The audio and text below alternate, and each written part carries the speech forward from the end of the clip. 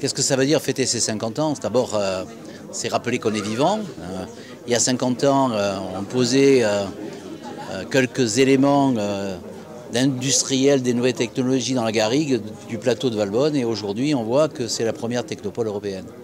Donc c'est intéressant de se pencher sur ce qui a marché, ce qui a moins marché à une certaine période, et pourquoi on a ce renouveau et cette réussite actuelle. Donc il y aura des événements. Il y aura un événement sur le sommet de l'intelligence artificielle tel qu'il a eu lieu cette année et qui va se reproduire maintenant annuellement.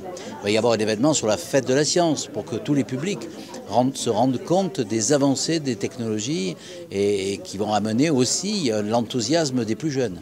Et puis il y a un événement on devrait poser la première pierre de l'écotone, l'entrée de Sophia Antipolis, qui est le projet de nouvelle avec l'arrivée de Xavier Niel et de la station F sur Sophia Antipolis.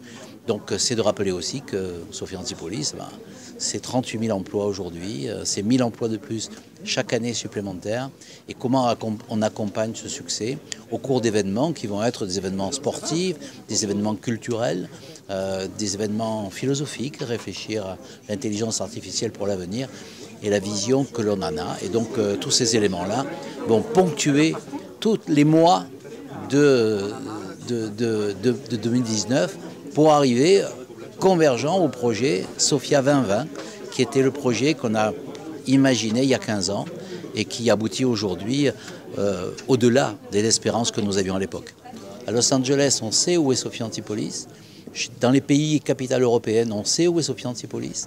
Et puis à l'intérieur de la France, parce que c'est peut-être un peu banalisé, parce qu'on a eu l'impression à une certaine période, il y a 15 ou 20 ans, que Sophia était en déclin, eh bien on s'est mis dans la tête que Sophia Antipolis ne brille plus de ses feux initiaux. Au contraire, je crois qu'aujourd'hui, on a des choses à dire, on a des projets à montrer, on a des labels à valoriser, et donc c'est une année aussi de communication pour dire non pas ce que nous ne sommes pas, mais dire simplement et avec objectivité ce que Sophia est devenue.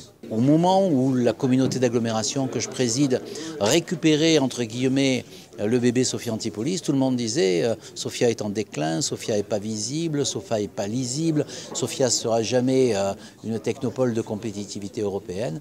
En 15 ans, elle est redevenue, donc effectivement, c'est une fierté collective.